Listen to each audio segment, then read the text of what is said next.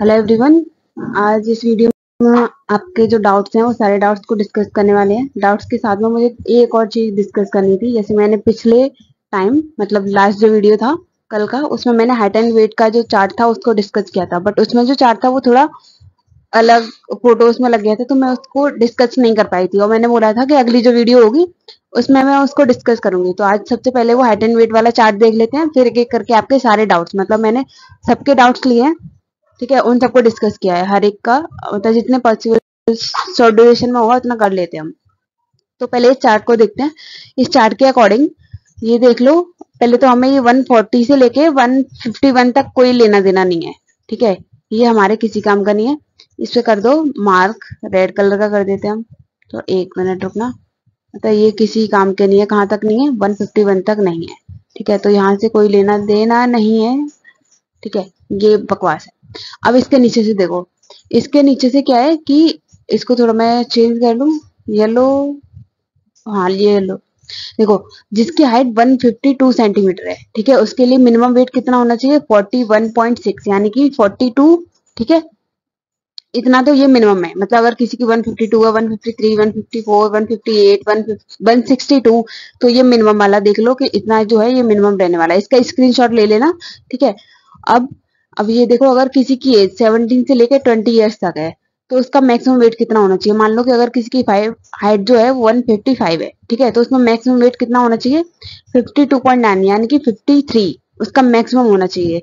अगर कोई 17 से 20 साल के बीच में है तो अगर मान लो कि उसकी एज क्या है 20 से लेके 30 के बीच में, मतलब 22 या 23 या 21 है, तो उसका मैक्सिमम वेट कितना होना चाहिए? 55.3, यानी कि इसको तुम 56 तक वो अलाउड कर देंगे, इससे ज्यादा अलाउड नहीं करेंगे। अगर 56 से ज्यादा हुआ और अगर आपकी हाइट 155 सेंटीमीटर है, then you will be disqualified, ठीक है। अब देखते हैं कि अगर किसी का वेट जो है वो 160 है, ठीक है, सॉरी, हाइट अगर किसी की 160 है और उसकी एज जो है मान लो 19 साल है, तो उसके लिए मिनिमम वेट 46.1, यानी कि 46 होना चाहिए। 46 से नीचे होगा तब भी वो डिस्क्वालिफाइड कर देंगे, ठीक है, अनफिट।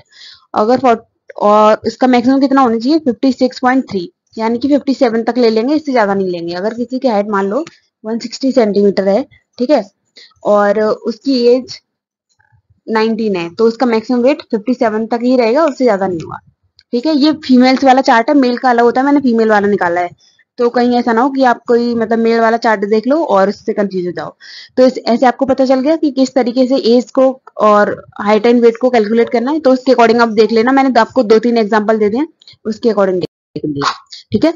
अगर वो पीछे कहाँ तक था? सिर्फ ओनली 163 सेंटीमीटर था।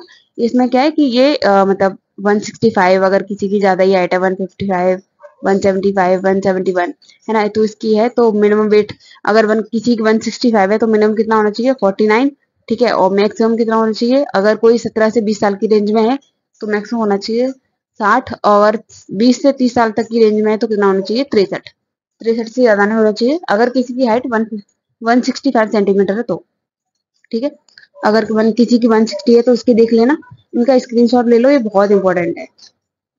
मैं यहाँ लिख दे रही हूँ, बहुत ज्यादा इंपॉर्टेंट है, तो इसका स्क्रीनशॉट बहुत जरूरी है, ठीक है। अब देखते हैं कि आपके डाउट जो है वो डिस्कस कर लेते हैं। तो पहला जो डाउट है वो है, ma'am I have sinus problem, इससे कुछ प्रॉब्लम होगी क्या मेडिकल में? हाँ होगी। मतलब साइनस वाले पेशेंट को वो मेडिकली अनफिट कर देते हैं, लास्ट ईयर किया था, ठीक है। फिर आता है, ma'am braces are allowed in MNS.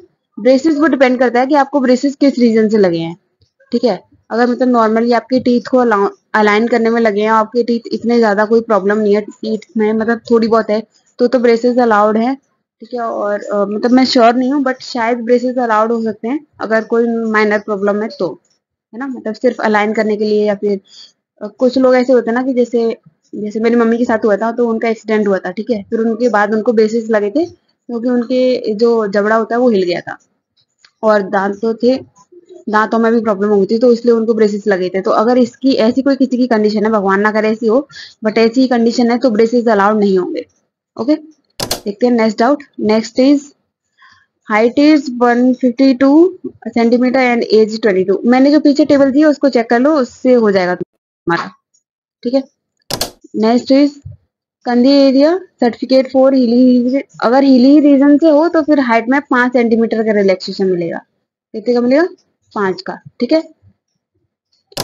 Height and wait वाला देख लो, मैंने उसमें क्लियरली मेंशन किया हुआ है सब कुछ। मैंने कल ही वीडियो अपलोड किया था, तो ज्यादा दिन भी नहीं है, मतलब चैनल पर क्लिक करो वो ऊपर ही दिखेगा। अब देखते हैं next is, I have a doubt about gyno, I know it's a little personal but please clarify after applying it is compulsory to remove hairs of intimate area and MS medical, please clarify me please. Okay, so this is the basic doubt, और मतलब ये सबको आना ही आना है।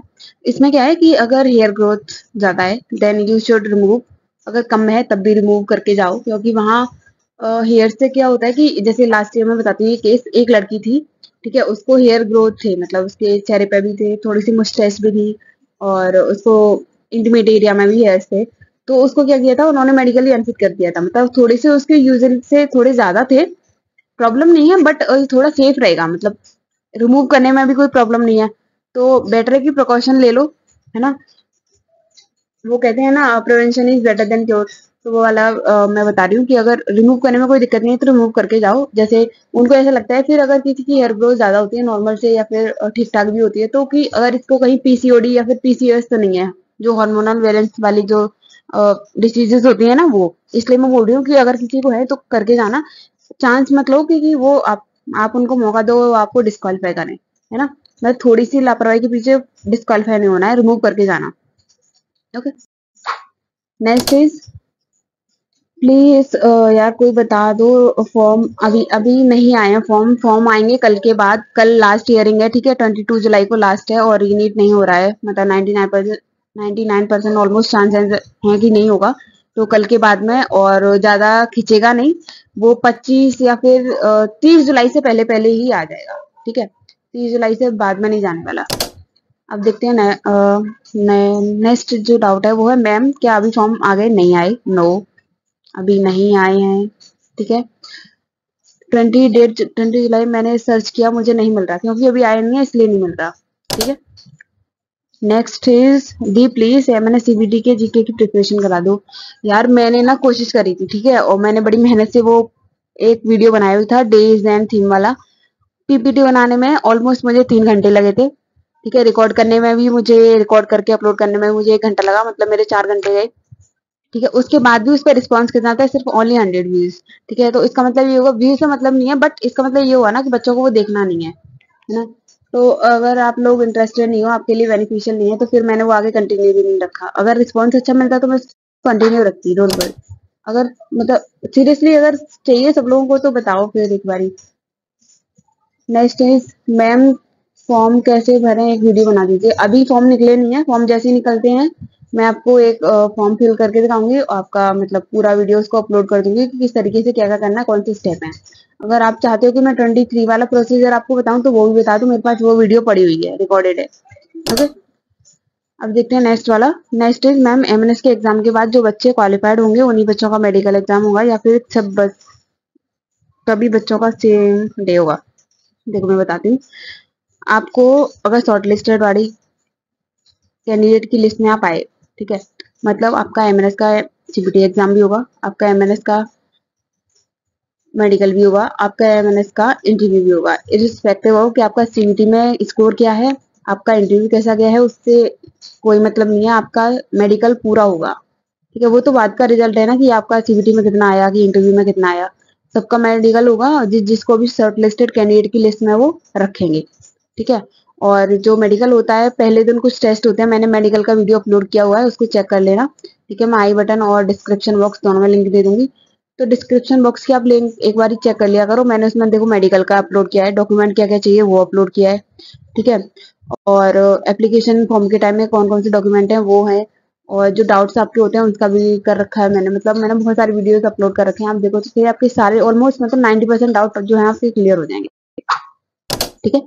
अब next देखते हैं। नेक्स्ट इज मैम आप एमएनएस की प्रिपरेशन करवा, ओ भाई सुनो, तो आप लोग इंटरेस्टेड नहीं हो, मैं बनाती हूँ वीडियो, आप रिस्पॉन्स नहीं करते हो, मैं थक जाती हूँ, फिर मेरा मन नहीं करता एक्चुअली, रिस्पॉन्स नहीं आता ना तो फिर मन नहीं करता। मैम फॉर्म आ गए, अभी नहीं आए, 30 जुलाई तक आ जाएंगे। ऐसी कैटेगरी को कितना नंबर नीट में चाहिए? एप्लीकेशन देखो 3 तरीके की कट ऑफ है। पहला, कौन कौन एलिजिबल है एप्लीकेशन फॉर्म फिल करने के लिए, दूसरा कौन शॉर्ट लिस्ट हो सकता है, तीसरा एमएनएस की फाइनल मेरिट लिस्ट में किसका नाम आएगा। तो आप किस बारे में पूछ रहे हैं आप बता दीजिए।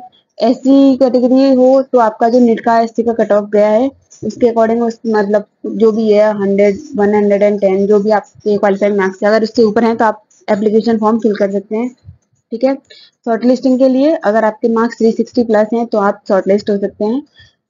फाइनल मेरिट लिस्ट के लिए वो डिपेंड करेगा बच्चों को कितने मार्क्स वाले बच्चे वहां पर जा रहे हैं।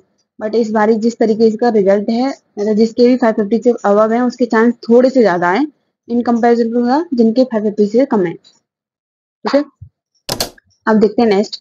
एनसीसी जिसने नहीं की वो नहीं कर सकता क्या रजिस्ट्रेशन, हाँ कर सकते हैं, बट जिसने एनसीसी कर रखी है उसको थोड़ा रिजर्वेशन मिलेगा।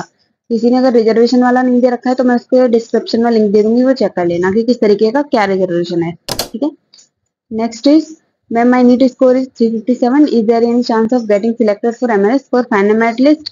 It is almost impossible because last year नहीं हुआ था, last year भी नहीं हुआ था, I mean like 2022 में भी नहीं हुआ था, 2023 में भी नहीं हुआ था, but yes you can fill the application form और last year के according शायद आपको shortlist भी ना किया जाए।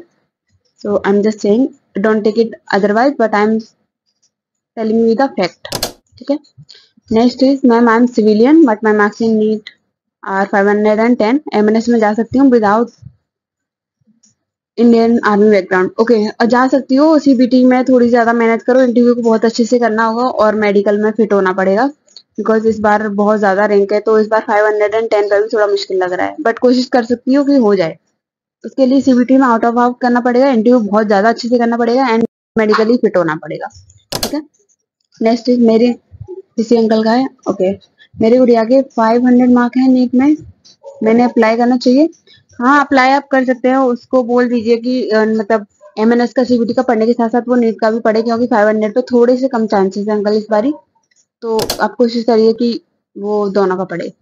दी make videos on disadvantage of join MNS और some say they torture to them, is it true or false? Okay, I will make a complete video on it because it is मतलब beneficial to be कि आप discuss करके जाओ कि अगर किसी चीज के एडवांटेज होते हैं तो उसके डिसएडवांटेज भी होते हैं। अगर किसी चीज में जा रहे हो तो आपको दोनों साइड पता होनी चाहिए, है ना, गुड और बैड। तो यस ऑफ कोर्स कोई भी जॉब उसके डिसएडवांटेज तो होते ही होते हैं, तो मैं कंप्लीट वीडियो बना के 1 या 2 दिन में अपलोड कर दूंगी। ठीक है मैम, मेरे नीट में 332 स्कोर है, फर्स्ट अटेम्प्ट, ओबीसी कास्ट, मेरे पास स्पोर्ट्स सर्टिफिकेट है बट स्कूल लेवल का है। Okay let me tell you one thing, अगर जैसे किसी के पास में स्कूल लेवल का सर्टिफिकेट है स्पोर्ट्स का, तो उसमें क्या होता है कि उन्हीं बच्चों को मार्क्स मिलते हैं जिनकी फर्स्ट सेकंड या थर्ड पोजीशन आई हुई होती है ना। जिस फर्स्ट सेकंड थर्ड के अलावा अगर किसी को होती है ना, जैसे मेरे पास था बट मेरी इसमें पोजीशन फर्स्ट सेकंड या थर्ड नहीं थी, तो उन्होंने बोला कि इसका कोई यूज नहीं है। ओके तो थोड़ा कम स्कोर भी है, वैसे भी 332 स्कोर है तो बहुत कम स्कोर है, इसमें शॉर्ट लिस्ट होना थोड़ा मुश्किल है ना। अब देखते हैं नेक्स्ट वाला। नेक्स्ट भी एमएनएस सीबीटी के ए यार। Okay let me think about it, आप लोग रिस्पॉन्स करोगे तो मैं बनाऊंगी, मुझे कोई दिक्कत नहीं है। ठीक है, SC category 442 marks, need any chances, fill कर दो, रिजर्वेशन होता है शायद आपका लक काम कर जाए। I have scored 436, should I prepare for the general EWS with NCC 436? Okay NCC का सर्टिफिकेट है तो फिल कर दो क्योंकि एनसीसी का रिजर्वेशन होता है।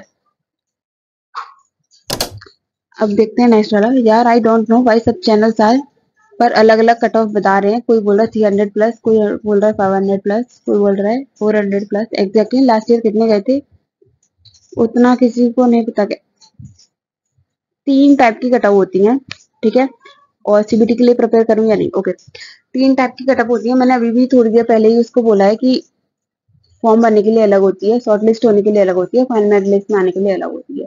ठीक है, वैसे मीन के ओबीसी वाले शॉर्ट लिस्ट नहीं होते, अरे हुए थे जिसके मार्क्स ज्यादा थे हुए थे, मैंने कहा बोला कि शॉर्ट लिस्ट नहीं हुए थे। मेरे 428 मार्क्स हैं फ्रॉम ओबीसी, प्रिपेयर करूं, मार्क्स थोड़े से कम है नीट में, और कोई आपके पास स्पोर्ट का सर्टिफिकेट भी नहीं है, आई थिंक आप एनसीसी से भी नहीं हो, आप ओबीसी कैटेगरी से हो, आपके मार्क्स कम है तो आपकी नीट में रैंक बहुत ज्यादा हाई होगी ना, तो फाइनल मेरिट लिस्ट में शायद नाम ना आए, बट आप मेडिकल और सीबीटी दे के आ सकते हो उसका, जस्ट फॉर एक्सपीरियंस। अगली साल मेहनत करोगे तो अगली साल आपको सीट मिल जाएगी। 428 चांसेस हैं बट थोड़े से कम है। आपको सीबीटी और इंटरव्यू में बहुत ज्यादा मेहनत करनी पड़ेगी। ठीक है, तो ये सारे डाउट हो गए आपके, और अगर इसके अलावा भी कोई डाउट है तो मुझे बता देना, मैं उसको एक्सप्लेन कर दूंगी। ठीक है, और इस वीडियो को शेयर कर दो, जो भी एमएनएस का एग्जाम देने वाला है इस साल उसके सारे डाउट्स क्लियर हो जाएंगे। और अगर कोई और डाउट है, अगर किसी और टॉपिक पे वीडियो बनानी है तो मुझे कमेंट कर देना, मैं बना दूंगी इस पे। Okay, bye, thank you and best of luck and share this video to the other candidate.